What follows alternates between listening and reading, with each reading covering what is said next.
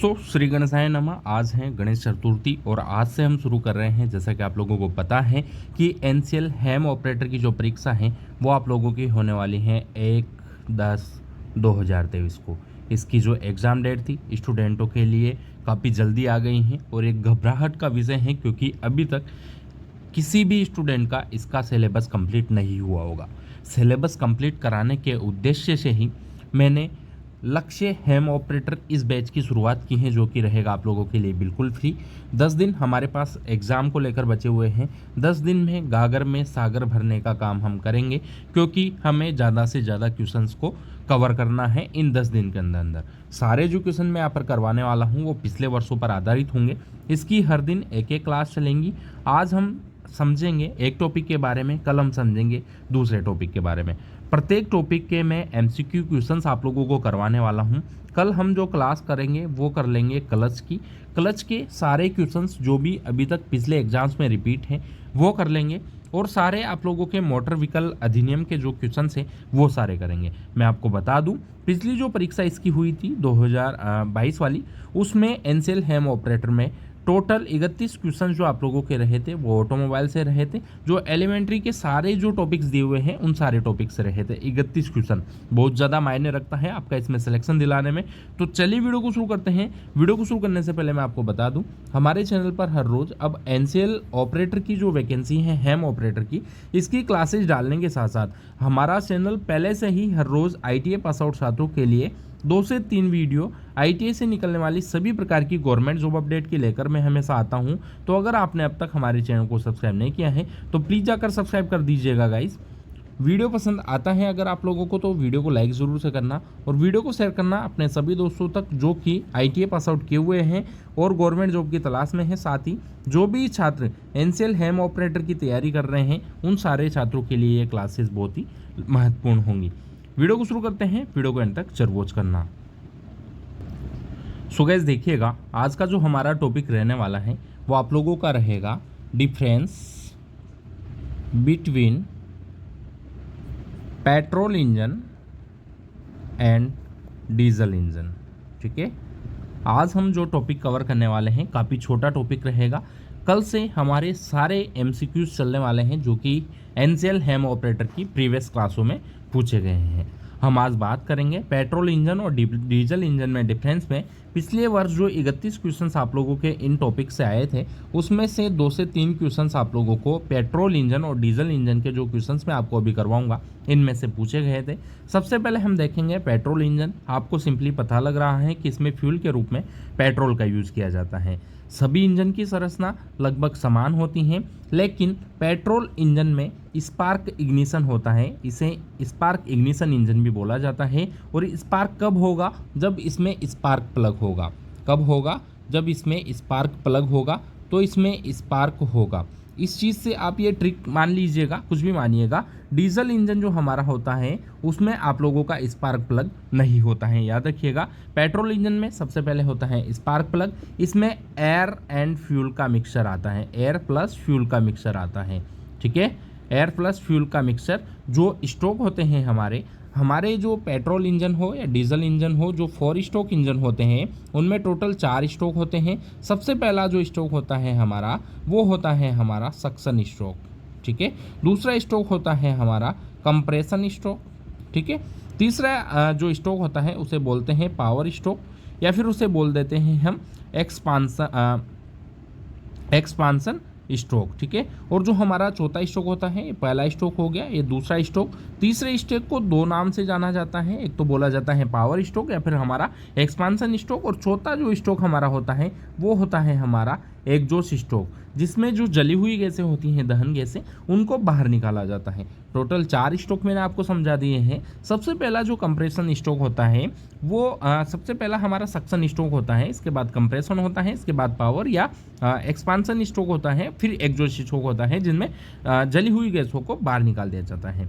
अब हम देखेंगे कि हमारा ये एग्जॉस्ट पोर्ट है, यहाँ से एग्जॉस्ट गैसें जो हैं वो बाहर निकलती हैं। इनटेक पोर्ट है यहाँ पर एयर एंड फ्यूल का मिक्सचर, जो कि किस में आता है हमारा पेट्रोल इंजन में, और डीजल इंजन में सिर्फ क्या आता है हमारा बाहर से इनटेक पोर्ट से ओनली एयर आती है। इसके बाद फ्यूल कहाँ से आएगा वो भी मैं डीजल इंजन में आपको समझा दूंगा। कनेक्टिंग रोड आप जानते होंगे, कनेक्टिंग रोड क्या कार्य करती हैं। कनेक्टिंग रोड जो है पिस्टन को आगे और पीछे लेकर आती हैं। कनेक्टिंग रोड को कौन गति देता है, हमारी क्रैंकशाफ्ट देती हैं। क्रैंकशाफ्ट कहाँ पर होती है, क्रैंक केस के अंदर होती हैं, ठीक है। इसे जो हमारा बोला जाता है ये बोला जाता है क्रैंक केस। इसके अंदर जो हमारी होती हैं ये क्या है हमारी, ये हमारी है क्रैंकशाफ्ट। क्रैंकशाफ्ट से जुड़ी होती है कनेक्टिंग रोड। कनेक्टिंग रोड जो है ऊपर और नीचे गति करती हैं। ये क्वेश्चन कई बार एग्जाम में पूछा गया है। इस गति को कौन सी गति कहते हैं, आप लोग मुझे बताएंगे। इस गति को रोटेरी गति कहते हैं या फिर इस गति को रेसिप्रोकेटिंग मोशन कहते हैं। आप लोग मुझे कमेंट करके बताएंगे, 1 मिनट के बाद मैं इसका आंसर दूंगा, पहले आप कमेंट कर दीजिएगा, ठीक है। इनटेक पोर्ट हमारा हो गया, ट्रांसफर पोर्ट है, और डिफ्लेक्टर इन्होंने यहाँ पर बताया हुआ है। पिस्टन जो है हमारा आप लोगों को दिख रहा होगा, पिस्टन अग्र और पश्च गति जो करता है। पिस्टन फिलहाल किस कंडीशन में है, तो पिस्टन है हमारा फिलहाल बॉटम डेड सेंटर BDC पर हमारा पिस्टन है। जो नीचे वाला भाग होता है हमारे इंजन का, इसे बोला जाता है यहाँ पर BDC बॉटम डेड सेंटर, इसे बोला जाता है हमारा टॉप डेड सेंटर। अगर मान लीजिएगा कि ये जो पिस्टन है हमारा यहाँ की जगह यहाँ होता, तो ये पिस्टन कहाँ पर था, फिर टॉप डेड सेंटर पर। कहाँ पर था, टॉप डेड सेंटर। इससे याद रखिएगा कि पिस्टन टॉप पर है, ऊपर है, तो इसे बोलेंगे TDC, और जब पिस्टन नीचे होता है इसे बोलते हैं BDC, ठीक है। और पिस्टन कैसी गति हमारा करता है, कनेक्टिंग रोड इसको गति करवाता है। पिस्टन कैसी गति करता है, रेसिप्रोकेटिंग गति, जिसे बोला जाता है अग्र एवं पश्च गति। कौन सी गति बोला जाता है, अग्र एवं पश्च गति इसको बोला जाता है। अब हम देखेंगे, आप लोगों ने पेट्रोल इंजन देख लिया होगा। पेट्रोल इंजन में जो एयर प्लस फ्यूल मिक्सचर होता है, ये क्वेश्चन कई बार एग्जाम में पूछा जाता है, वो कहाँ पर होता है, हमारा कार्बोरेटर में होता है। कहाँ पर होता है, हमारा कार्बोरेटर में होता है। अब हम चलते हैं डीजल इंजन की तरफ। जो अभी मैंने चारों स्ट्रोक आपको बताए हैं, पहला स्ट्रोक मैंने बताया था सक्शन स्ट्रोक, जिसे क्या बोला जाता है, इनटेक स्ट्रोक भी बोला जाता है। दूसरा स्ट्रोक मैंने बताया था आपको कंप्रेशन स्ट्रोक। तीसरा मैंने पावर बताया, और चौथा आपको एग्जॉस्ट बताया। पावर स्ट्रोक को एक्सपांसन स्ट्रोक भी कहते हैं, याद रखिएगा। हम डीजल इंजन की बात कर रहे हैं, तो मैंने आपको बताया है कि डीजल इंजन में क्या नहीं होता है, हमारा स्पार्क प्लग नहीं होता है। आप लोगों को जो जो चीज़ें याद हैं कमेंट करते रहिएगा। डीजल इंजन में हमारा स्पार्क प्लग नहीं होता है। आप लोगों ने स्पार्क प्लग आप लोगों की मोटरसाइकिल वगैरह में देखा होगा, क्योंकि वो कौन सा इंजन हमारा होता है, पेट्रोल इंजन, तो उसमें क्या होता है, स्पार्क प्लग होता है। बात करें हम डीजल इंजन की, तो डीजल इंजन में क्या होता है गाइस, यहाँ पर हमारा होता है इंजेक्टर, ठीक है, जिसे सिंपली मिस्त्री की भाषा में फुहारा बोल दिया जाता है, शावर। इंजेक्टर क्या कार्य करता है, जो हमारा फ्यूल होता है डीजल, उसको जेट के रूप में, किस रूप में, इंजेक्टर, जैसे मान लीजिएगा यहाँ पर इंजेक्टर लगा हुआ है, तो इंजेक्टर क्या करता है हमारा डीजल को जेट के रूप में, जेट बोले तो फुहारे के रूप में, किसके रूप में, फुहार के रूप में अंदर डालता है। कब, जब एयर को कंप्रेस कर दिया जाता है, किसके द्वारा, पिस्टन के द्वारा, ठीक है। डीजल इंजन में जो हमारा इंजेक्टर होता है ये क्या कार्य करता है, तो ये क्या कार्य करता है, डीजल को जेट के रूप में, फुहार के रूप में अंदर डालता है। अब हम देखेंगे इनटेक स्ट्रोक।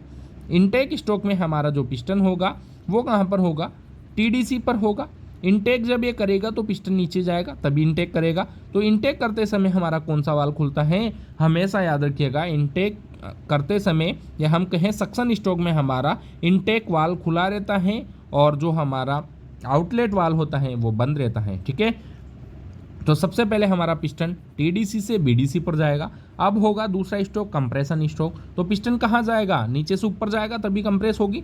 तो जब पिस्टन नीचे से ऊपर जाता है तो हमारे इनटेक वाल्व और आउटलेट वाल्व दोनों बंद होते हैं। आपको इस डायग्राम में दिख रहा होगा, दोनों बंद है।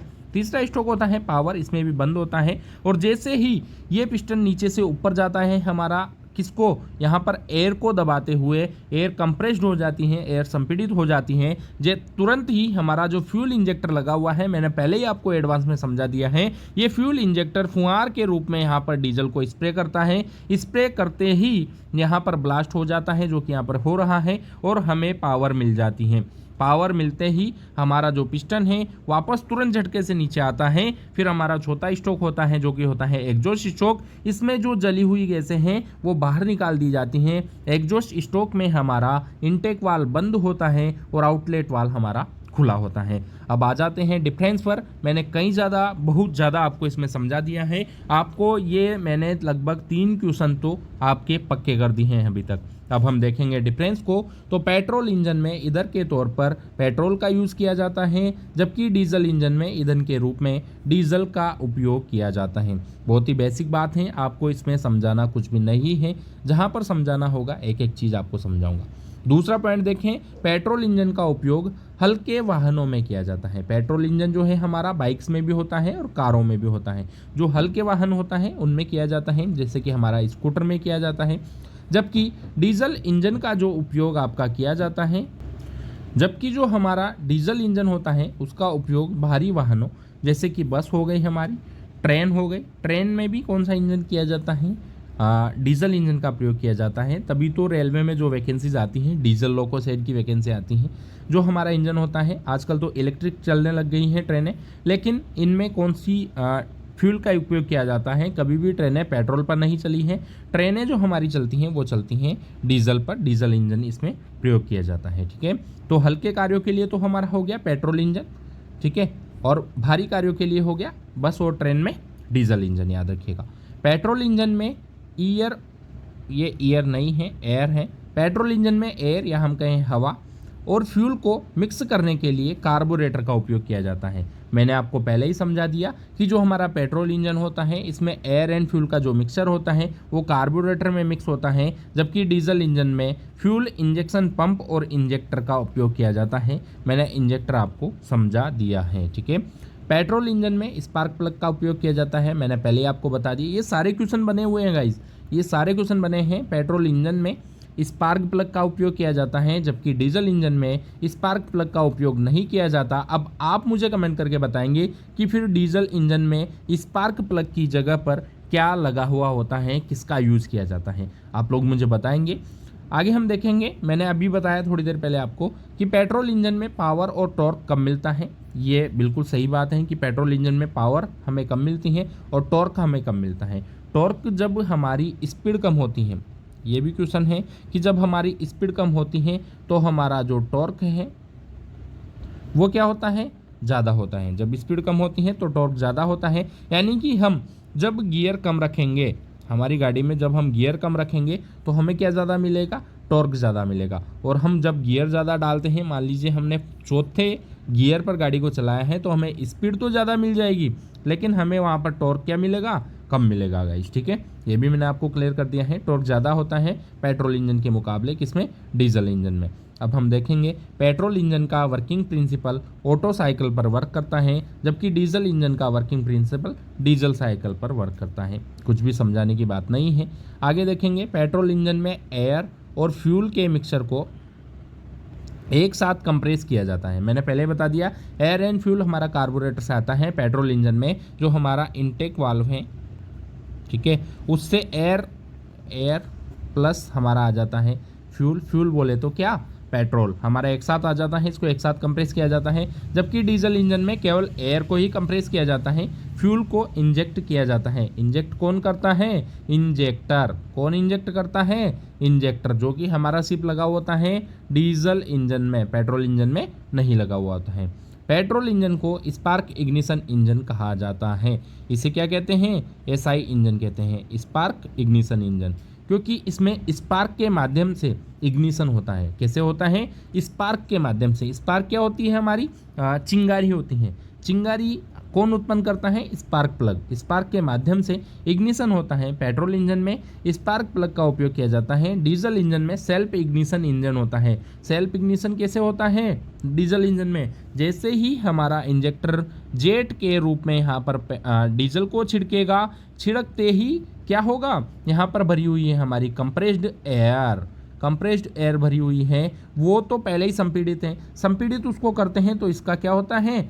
ताप बढ़ जाता है। जब हम इसका दाब बढ़ाते हैं एयर का, हवा का, तो इसका ताप बढ़ जाता है, ये पहले ही हीट हो जाती है। और जैसे ही यहाँ पर डीजल आता है जेट के रूप में, फुहारे के रूप में, तो यहाँ पर क्या होता है, आग लग जाती है। इसलिए इसे क्या बोला जाता है, इसे बोला जाता है सेल्फ इग्निशन इंजन। अब आप समझ गए होंगे कि इसमें स्पार्क प्लग का उपयोग क्यों नहीं किया जाता।